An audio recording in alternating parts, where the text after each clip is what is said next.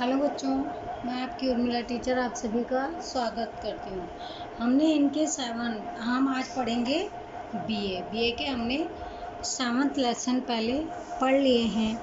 आज हमारा है चैप्टर 8 वित्तीय संचालन, उसे हम पढ़ेंगे आज से। और मैं यही चाहती हूँ कि सब लोग ध्यान लगाकर ये वीडियो के माध्यम से जो भी आपके सर कर रहे हैं वो आप लोगों का अच्छा ही कर रहे हैं, तो उसके अनुसार ही आपको पढ़ना भी चाहिए, मैं जहाँ तक मानती हूँ। और ये मेहनत हम आप लोगों के ही लिए कर रहे हैं। तो सबसे पहले वित्तीय संचालन के प्रस्तावना यानी स्टार्टिंग हम कर रहे हैं। सरल अर्थ में द्रव्य यानी मनी यानी पैसा, द्रव्य का संचालन करना अर्थात वित्तीय संचालन यानी पैसों का जो हम लेन देन करते हैं वो होता है वित्तीय संचालन। द्रव्य व्यवसाय के लिए रक्त के समान है। जब भी कोई व्यापार करते हैं उसमें सबसे पहले हमें क्या चाहिए? पैसा चाहिए। जिस प्रकार से आपके शरीर में रक्त की आवश्यकता होती है, अगर खून की कमी हो जाती है मान लीजिए शरीर में, तो शरीर काम करने योग्य होगा नहीं, वो ना हिल सकता है ना चल सकता है। जिस प्रकार से हमारे शरीर में खून की आवश्यकता होती है उसी प्रकार से हमारे व्यवसाय में भी पैसों की यानी वित्त की, द्रव्य की आवश्यकता महत्वपूर्ण होती है। रुधिराभिसरण के बिना मानव जीवन का अस्तित्व नहीं है। रुधिराभिसरण के बिना मानव का जीवन संभव कैसे नहीं है? जब खून हमारी रुधिर में, धमनियों में नहीं जाती है तो हमारा जीवित रहना भी मुश्किल हो जाता है। उसी प्रकार द्रव्य के बिना व्यवसायिक इकाई का अस्तित्व संभव नहीं है। जब व्यक्ति के पास पैसा ही नहीं होगा तो वो व्यक्ति व्यवसाय शुरू नहीं कर सकता। इसलिए व्यवसाय जब भी हमारा लक्ष्य होता है व्यवसाय शुरू करने का, व्यवसाय करने का, तो सबसे पहले हमें क्या करना है? उसके वित्तीय यानी हमें पैसों की उसके लिए आवश्यकता पड़ती है। और इसके बिना, अगर पैसों के बिना वो संभव नहीं हो सकता। प्राप्त द्रव्य के बिना व्यवसाय प्रारंभ नहीं हो सकता। जितनी ज़्यादा ज़रूरत है हमें उतना पैसा तो चाहिए, यानी कितना, जिस प्रकार से हम व्यवसाय को छोटा या बड़ा करेंगे हमें उसके अनुसार ही पैसों की आवश्यकता भी होती है। पर्याप्त द्रव्य के बिना व्यवसाय प्रारंभ नहीं किया जा सकता, अर्थात द्रव्य प्रत्येक व्यवसाय की आधारशिला है। जिस प्रकार मकान हम बनाते हैं तो मूर्त यानी नींव पक्की होनी चाहिए, तब जाके उस पर मकान टिकता है। उसी प्रकार से अगर व्यवसाय चलाना है तो हमें सबसे पहले पैसों की आवश्यकता होती है, क्योंकि व्यवसाय की आधारशिला पैसे पर ही टिकी रहती है। जितना पैसा होगा उसके अनुसार ही व्यापार को आगे बढ़ा सकते हैं। व्यवसाय के व्यवहारों का नियमित रूप से चलाए रखने के लिए द्रव्य आवश्यक है। अब जो रोजमर्रा के जो काम होते हैं व्यवसाय में, जैसे कच्चा माल लेना देना, वाहन, लाइट बिल वगैरह, कर्मचारियों को वेतन योग्य देना, ये सब जो भी हमारे व्यवहार के नियमित रूप से जो भी चलाए जाने वाले काम हैं जो व्यवसाय में चलते हैं, उसके लिए पैसों की नियमित आवश्यकता पड़ती है। वास्तव में द्रव्य ऐसी दूरी है जिसके चारों तरफ सभी आर्थिक क्रियाएं घूमती है। अगर मान लीजिए हमारे पास पैसा है तो हम सारा आर्थिक काम आराम से कर सकते हैं, क्योंकि तब तो हमारे पास पैसा बस होना चाहिए, हमें बहुत चीज़ें याद आती रहेगी, ये लाना है वो लाना है। लेकिन जहाँ अगर हमारे पास पैसा नहीं है तो जो हमारी आर्थिक व्यवस्था वो भी बिगड़ जाती है। वित्तीय संचालन ऐसी संचालकीय प्रवृत्ति है जो वित्तीय साधनों के आयोजन और नियंत्रण से संबंधित है।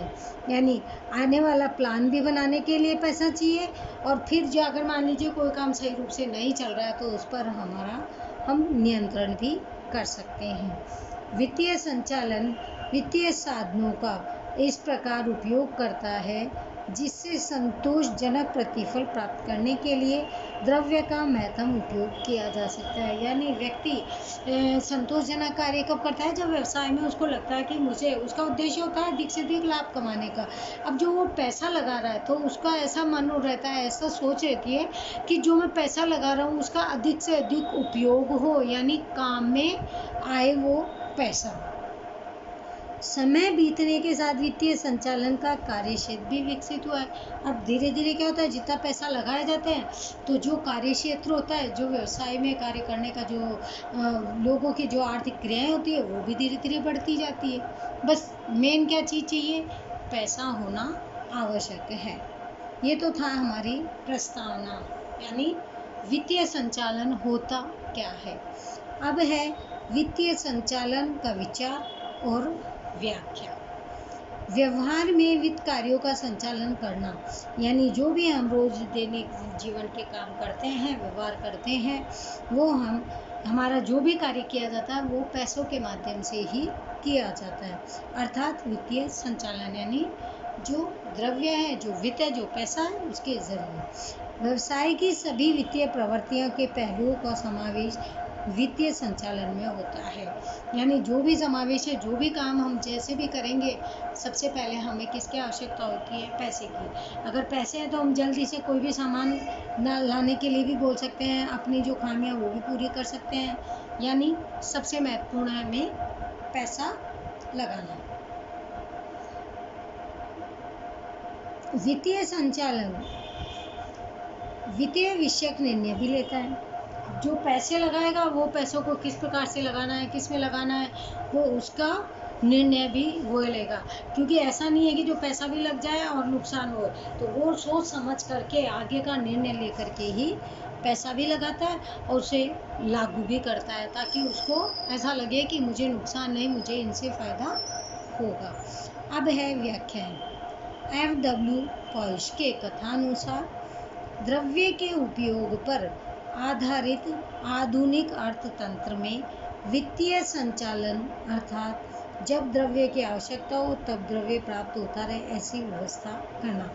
F.W. पॉइश क्या कह रहे हैं, अर्थशास्त्री है, सब लोग अपने अपने विचार रखते हैं। तो अभी F.W. क्या कह रहे हैं कि द्रव्य के उपयोग पर आधारित आधुनिक अर्थतंत्र में, यानी जो पैसे के ऊपर जो टिका हुआ है, जो हमारा वित्तीय व्यवसाय जो टिका हुआ है, उसमें आधुनिक अर्थतंत्र में, यानी जो अभी नई टेक्नोलॉजी जो चल रही है उसके अनुसार वित्तीय संचालन, यानी उसके अनुसार जब पैसे लगाए जाते हैं तो द्रव्य की आवश्यकता हो, यानी पैसे की ज़रूरत होती है तभी पैसा लगाया जाता है, और ऐसा होता जाए कि उससे हमारी जो भी व्यवस्था है वो बनी रहे, तब जाके उसमें वित्तीय संचालन सही रूप से माना जाता है। ये कह रहे थे F.W. पॉइश के कथानुसार था। अब है रेमंड जे चैम्बर के अनुसार। अब अलग अलग अर्थशास्त्री अलग अलग चीज़ें ही बोलते हैं।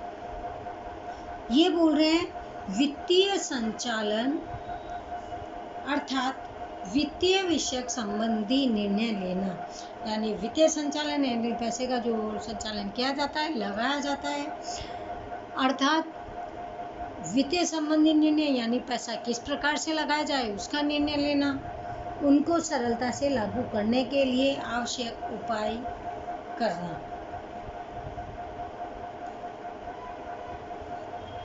और उसकी समालोचना करना, यानी जो पैसा जिस प्रकार से लगाया जा रहा है उसका संपूर्ण रूप से किस प्रकार से ऐसा उपाय करना चाहिए कि जो ज़्यादा ज़रूरी है तो ज़्यादा, और ज़्यादा ज़रूरी भी है और उससे ज़्यादा प्रतिफल भी मिलेगा, इस प्रकार से उसका उपाय करना चाहिए। ये थे रेमंड जे चैम्बर। अब प्रोफेसर एम किम्बाल के अनुसार वित्तीय संचालक अर्थात कोष प्राप्त करना, यानी पैसा प्राप्त करना। पैसा कब लगाते हैं, जब लगता है कि हमें कहीं से पैसा प्राप्त हो रहा है तो हम पैसा लगाते हैं। उसका महत्तम उपयोग करना और उसका योग्य विभाजन का, यानी अधिक से अधिक उसको उपयोग में किस तरीके से लिया जाए कि हमारा लाभ भी हो, और फिर उसको उनके अनुसार योग्य हिस्से में कितना, किस हिस्से में उसका विभाजन करके लगाना चाहिए, यानी कच्चा माल में कितना लगाया जाए, मशीनरी में कितना, नए प्रोडक्ट में कितना, इस तरीके से उस पैसों का विभाजन करके उसको अधिक से अधिक उपयोग में लेना चाहिए। कौन कह रहे हैं, प्रोफेसर एम किम्बाल बोल रहे हैं। उपयुक्त व्याख्याओं से स्पष्ट होता है कि वित्तीय संचालन का श्रेय विशाल है, इतना विशाल है कि जिसमें व्यवसाय के प्रारंभ से उसके विस्तार और अंत तक के व्यवसाय के सभी वित्तीय निर्णय समाये जाते हैं।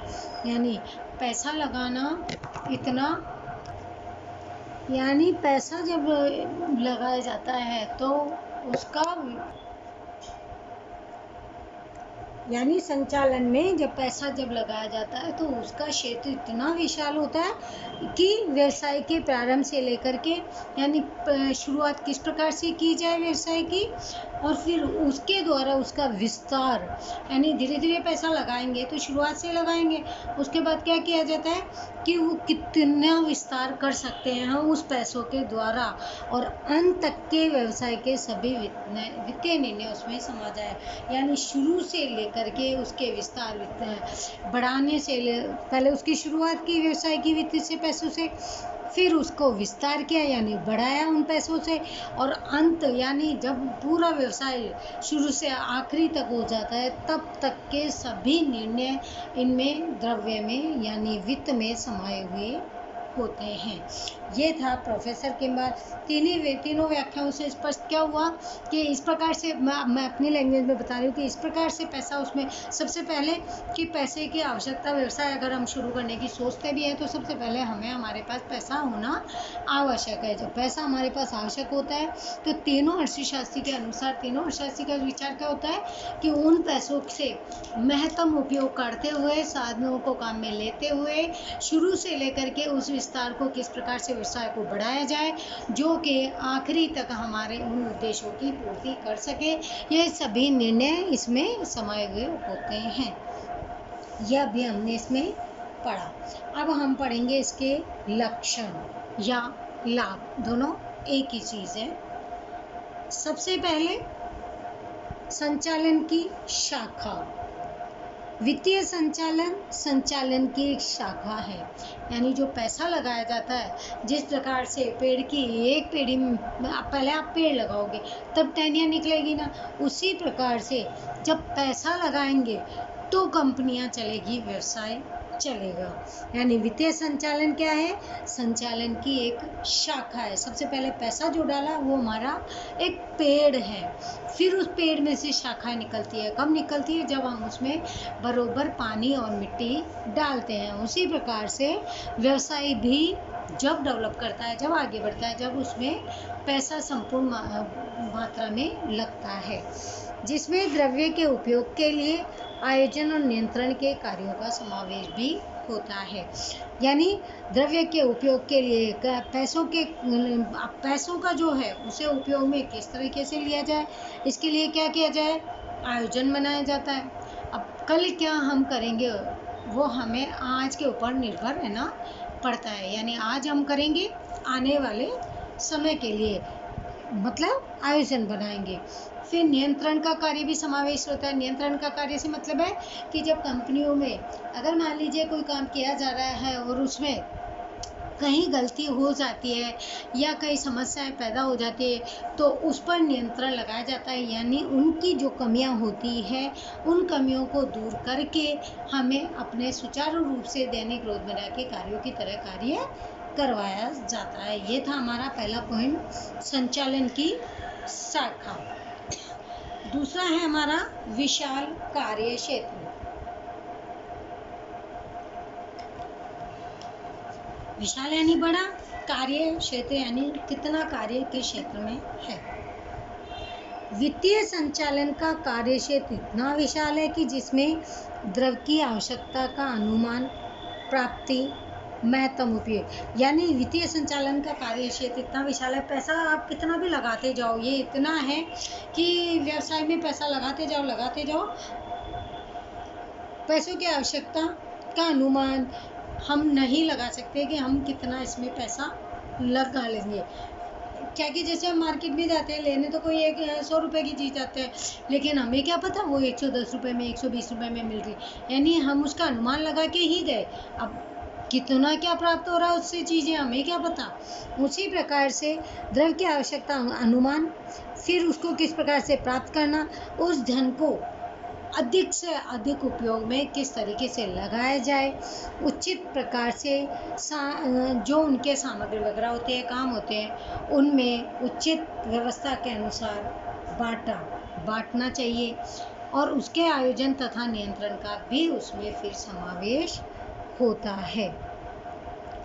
यानी जो भी पैसा लगाया जाता है उसके द्वारा कार्य क्षेत्र इतना बड़ा है कि पैसा जितना लगाओ उतना ही कार्य आगे की ओर बढ़ता जाता है। बस ये है कि उसके अनुमान हम नहीं लगा सकते कि हमें अपना जो पैसा लगा है उनसे उसके द्वारा हमें कितना पैसा, कितना लाभ प्राप्त होगा जिसका हम महत्तम उपयोग कर सकें। व्यवसाय के प्रारंभ से उसके अंत तक के सभी वित्तीय कार्यों का समावेश होता है।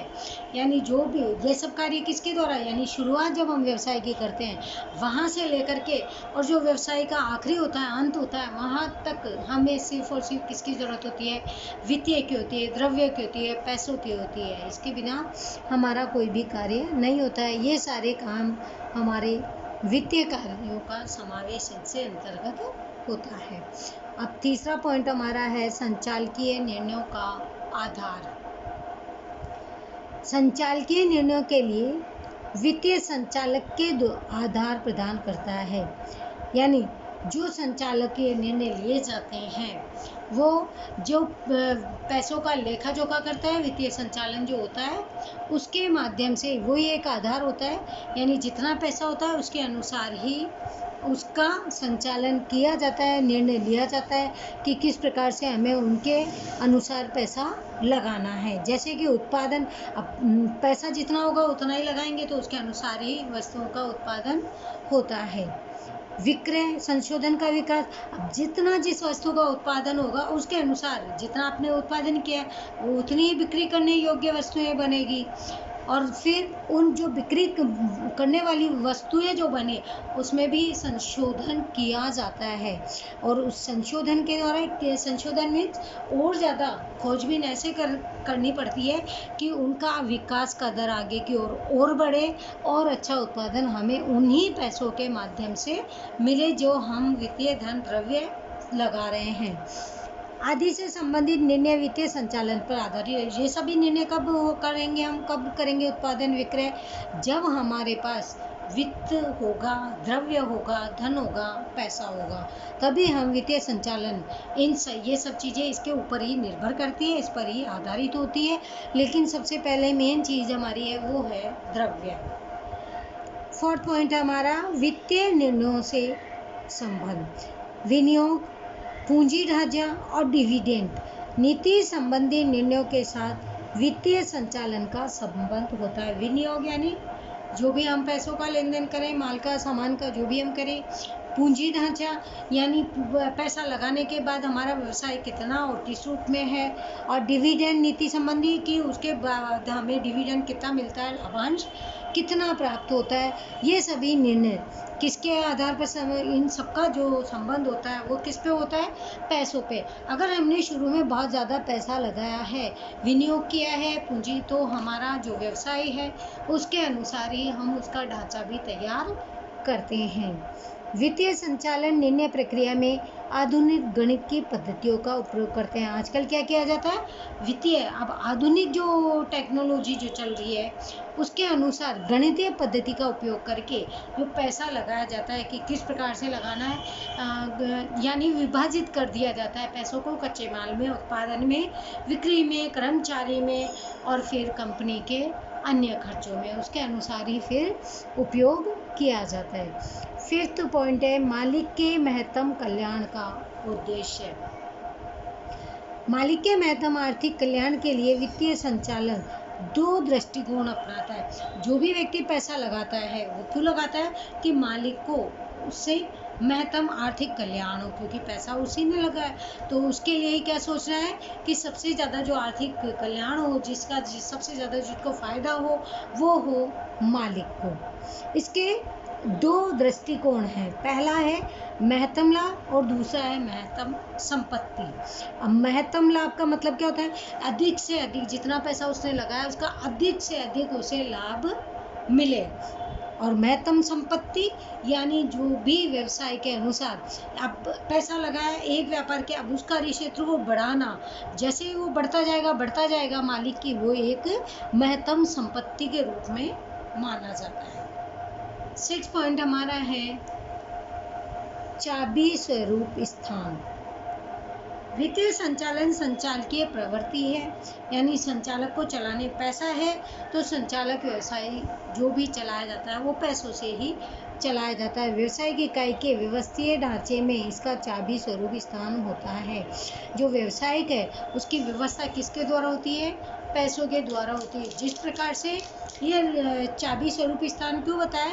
क्योंकि जिस प्रकार से मान लीजिए हमारे पास एक ताला है और ताले में जब तक हम लोग चाबी नहीं लगाएंगे ये तो वो हमारे ताला किस काम का, यानी चाबी है तो हमारे लिए वो ताला भी, यानी जो हम लॉक करते हैं वो भी हमारे लिए महत्वपूर्ण है। और जब हमारे पास चाबी नहीं है तो हम उस लॉक को लगा करके भी क्या करेंगे। उसी प्रकार से व्यवसाय में भी अगर पैसा है तो जो व्यवसाय की व्यवस्थापन है वो भी सही रूप से चलेगी और उसका जो संचालकीय प्रवृत्ति है वो भी वित्त के अनुसार सही तरीके से ही काम में ली जाती है।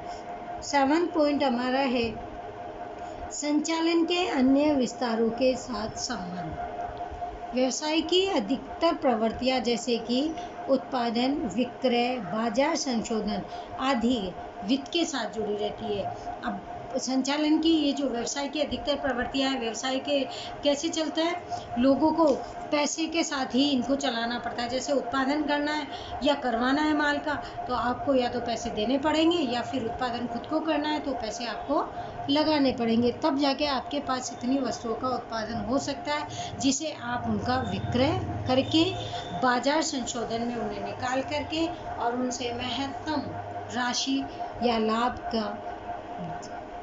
प्राप्ति कर सको। ये सब किसके साथ जुड़ा है? ये सब होता किसके साथ है? जब आपके पास वित्त होता है, जब आपके पास पैसा होता है, धन होता है, द्रव्य होता है, तब वित्तीय संचालन में पर्याप्त मात्रा में कोष होंगे तो उत्पादन नीति, विक्रय नीति आदि के निर्माण में अधिक परिवर्तन होंगे। अब वित्तीय संचालन है, पैसा है तो आपके पास इतना पैसा है कि आप अपने उत्पादन की नीति चेंज कर दोगे, यानी नई टेक्नोलॉजी भी ला सकते हैं क्योंकि आपके पास वित्त कोष है। वित्त कोष जब होता है तो व्यक्ति का सोच विचार भी ज़्यादा होता है, उसके दिमाग में चलता रहता है कि उत्पादन और कैसे बढ़ाएं। अगर जितना ज़्यादा उत्पादन बढ़ाएंगे तो उसको फिर बेचेंगे, यानी उसके और अधिक विस्तार में उसको फैला सकते हैं। ये सब कब होंगे? जब आपके पास वित्तीय संचालक के पास यानी पैसे जब लगाए जाते हैं तो वो आपके पास अधिक मात्रा में जब पैसा होगा तब अर्थात वित्तीय संचालन के अलग अलग विस्तार में जैसे कि उत्पादन संचालन, बाजार संचालन, कर्मचारी संचालन के साथ भी संबंधित होता है। वित्तीय संचालन अब ऐसा तो है नहीं कि सिर्फ पैसा है तो बस खाली उत्पादन कर दो या अपने व्यापार को आगे बढ़ा लो, ऐसा नहीं है। उसके साथ साथ में आपको उत्पादन को भी किस प्रकार से आगे बढ़ाना है वो भी कर सकते हैं। फिर बाजार में अपने माल को निकाल करके आप बाजार में और अधिक आगे कैसे बढ़ सकते हो, और फिर कर्मचारियों का संचालन भी आप कर सकते हो क्योंकि कर्मचारी रखेंगे तो हमें उन्हें भी वित्तीय यानी पैसा देना पड़ता है, वेतन पारिश्रमिक उनको देना पड़ता है। तो ये सब किसके विस्तार के साथ संबंध होता है? ये अन्य विस्तारों के साथ भी संबंध जब भी होगा जब आपके पास वित्तीय कोष अधिक होगा, यानी वित्तीय व्यवसाय में जब आप संचालन करेंगे, वित्तीय संचालन होना आवश्यक है। अब हमारा 8वां पॉइंट है 2 भागों में विभाजन। वित्तीय संचालन को 2 भागों में बांटा जा सकता है। उदाहरण स्वरूप स्थायी पूंजी का संचालन और कार्यशील पूंजी का संचालन। स्थायी पूंजी किसे कहते हैं? 2 भाग में तो बांट दिया वित्तीय संचालन को, यानी पैसे को ऐसे 2 भागों में बांट दिया। जो एक तो स्थायी पूंजी, स्थायी पूंजी हम किसे कहते हैं? स्थायी पूंजी जैसे हमारी होती है मकान, यंत्र, मशीनें, ये हम रोज रोज तो बदल नहीं सकते। यानी ऐसी आज हम फ्रिज घर में लेके आए मान लीजिए, तो क्या आप कल उसको चेंज करोगे? नहीं, ये हमारी स्थायी पूंजी है, यानी एक बार जो इसमें पैसा लगा दिया वो हमारा कुछ समय तक ऐसा ही चलता रहेगा। और दूसरी हमारी कार्यशील पूंजी, यानी वो पैसा हमारा घूमता रहता है और हमारे काम में आकर के उसमें और अधिक पैसे की भी आवक होती है और हमारे रोज के काम भी होते हैं। स्थायी पूंजी के संचालन में स्थायी संपत्तियां जैसे कि मकान, यंत्र, जमीन आदि के विस्तरण के लिए आयोजन का समावेश होता है। अब मान लीजिए जैसे अभी हमने स्थायी पूंजी में हमें पैसा लगाना है, हमें कहीं मकान लेना है, मान लीजिए यंत्र खरीदने, मशीनें खरीदनी है, बड़ी बड़ी ज़मीन खरीदनी है, तो क्या आप ये पहले से ही सोच के बैठे इसका हम अगर हमें कल लेनी है तो आज हमको इसका प्री प्लानिंग बनानी पड़ती है, यानी आयोजन करना पड़ता है। आज हम कोई चीज़ सोचते हैं तब हम किसी आने वाले फ्यूचर भविष्य के लिए सोचते हैं, वो होता है हमारा आयोजन। अब स्थायी पूंजी अगर हमें लगानी है तो हमें आज सोचना होगा कि हमें आज शाम को मकान लेना। ऐसा तो नहीं सोचते सोचते ले लेंगे, ऐसा नहीं होता बस चाहे 1 घंटे बाद लो, लेकिन हमें उसके लिए प्री प्लानिंग बनानी पड़ती है। स्थायी पूंजी जिसमें भी लगती है, जैसे मकान, यंत्र, ज़मीन, ये हमारी लंबी समय के लिए लग गई। हम इसको आज लेने के बाद 4 दिन 10 दिन बाद नहीं निकालेंगे, महीने 2 में, ये हमारी 8-10 साल, 2 साल, 5 साल, इतने साल के लिए हमारे पास एक तरीके से पूंजी जो हमने लगाई वो हमारे पास स्थिर है, वो हमारा कहीं नहीं जाने वाली। आदि के विस्तरण के लिए आयोजन का, लेकिन इनमें जब पैसा लगाया जाता है इसके लिए हमें पहले से आयोजन बनाना पड़ता है, यानी प्री प्लानिंग करनी आवश्यक है। जबकि कार्यशील पूंजी का संचालन दैनिक खर्चों के लिए होता है। अब कार्यशील पूंजी है, अभी आपको बैठे बैठे को याद आई पानी पूरी खानी है, गए और पानी पूरी खा के आ गई, ये हमारा होता है कार्यशील पूंजी, यानी कार्य करो, पैसा लगाओ और आपके जो भी दैनिक दिनचर्या है उसके खर्चे जो होते हैं उनको पूरा करने के लिए हमें किसमें कार्यशील पूंजी लगाई जाती है, यानी जो हमारे रोज के कार्य जिसे हम करते हैं उसमें दैनिक खर्चों में जो पैसा लगाया जाता है वो हमारा होता है कार्यशील पूंजी। और स्थायी पूंजी हमें जब लंबे समय के लिए पूंजी लगाई जाती है, चाहे फैक्ट्री खोल सकते हो, व्यवसाय शुरू करते हैं, वो हमारी होती है स्थायी पूंजी। तो ये था हमारा 8 पॉइंट। अब है वित्तीय संचालन के उद्देश्य, यानी अभी हमने ये पढ़े कि इसके लक्षण क्या है, वित्तीय लक्षण यानी लाभ क्या है, जो हमने वित्तीय संचालन के पढ़े। पहले हमने प्रस्तावना पढ़ी कि वित्तीय संचालन होता क्या है, इसके बारे में हमने पढ़ा कि वित्तीय संचालन क्या होता है, यानी जब भी हमें कोई काम करना होता है हम बिना पैसों के शुरुआत नहीं कर सकते। सबसे पहले हमें पैसे की आवश्यकता पड़ती है। जिस प्रकार से मनुष्य के शरीर में रक्त की आवश्यकता होती है, उसके शरीर में अगर रक्त नहीं है या कम है तो वह व्यक्ति चल फिर नहीं सकता, वह अपने काम भी सही रूप से नहीं कर सकता। उसी प्रकार से व्यवसाय जब शुरू करते हैं तो व्यवसाय के लिए भी सबसे पहले हमें वित्त की आवश्यकता होती है। अगर हमारे पास पैसा है तो हम अपना व्यवसाय शुरू कर सकते हैं। ये हमने इसकी प्रस्तावना में पढ़ा था। फिर हमने इसमें 3 जो अर्थशास्त्री हमारे थे, F.W. पॉश, रेमंड जे चैम्बर्स, प्रोफेसर एम किम्बार, इन तीनों ने भी अपने अपने विचार प्रकट करे थे, अपने विचार हमें बताए थे। अब अर्थशास्त्री अपनी अपनी बात बोलते ही हैं, कहने का इनका तरीका भी वही होता है, लेकिन इनको क्या है कि घुमा के बोलते हैं ये लोग। तीनों की चीज़ भी एक ही है लेकिन तीनों अपनी अपनी भाषा में बोलते हैं। इन तीनों ने भी क्या बोला था कि व्यवसाय को शुरू करने के लिए वित्त की आवश्यकता होती है, फिर उसके कार्यक्षेत्र को बढ़ाने के लिए तो भी पैसा चाहिए, और जब वो कार्यक्षेत्र बढ़ जाता है, लास्ट तक जब उनके पास पूरी तैयारी हो जाती है, सामान सारा रेडी हो जाता है, बाहर बेचने के लिए निकल जाता है, तब तक भी पैसे की आवश्यकता होती है। यानी कहने का मतलब यही है कि व्यवसाय जब भी शुरू करेंगे तो हमें प्री प्लानिंग बना करके सबसे पहले हमें पैसों का लेखा जोखा करना पड़ेगा, जिससे कि सारा काम हमारा आराम से और सुचारू रूप से हो सके। तो आज हमने इसके 8 पॉइंट पढ़े थे, ये पढ़ा। फिर हमने इसके लक्षण पढ़े, संचालन की शाखा, विशाल कार्यशेष, संचालन के निर्णयों का आधार, वित्तीय निर्णय, मालिक के महत्तम कल्याण, चाबी स्वरूप, संचालन के अन्य विस्तारों के साथ संबंध, और इसके 2 भाग। यानी इसको अगर हम शॉर्ट में समझे तो इसमें यही है कि अगर किसी भी व्यवसाय को चलाने के लिए जिस प्रकार से पेड़ की शाखा के लिए पेड़ का होना आवश्यक है, उसी प्रकार से कंपनी को चलाने के लिए पैसों की आवश्यकता होती है। उसके आधार पर ही निर्णय लिए जा सकते हैं, यानी पैसों से संबंधित जो भी निर्णय हैं हम ले सकते हैं।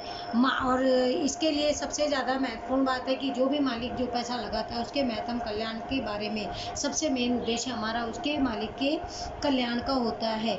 और दूसरा हमारा इसके साथ हमारा विस्तार भी काफ़ी फैल सकता है। अगर वित्तीय संचालन लोगों के पास सही मात्रा में होता है तो वो अपने कार्य क्षेत्र को भी आगे बढ़ा सकता है। और लास्ट में हमने पढ़ा था इसका 1 पॉइंट 2 भागों में विभाजन, यानी स्थायी और अस्थायी। इस प्रकार से हमने ये अभी यहाँ पे पढ़े इसको। आज का लेक्चर हम यहीं पे रोकते हैं, आगे का कंटिन्यू हम कल करेंगे। तब तक थैंक यू एवरीवन, बाय बच्चों।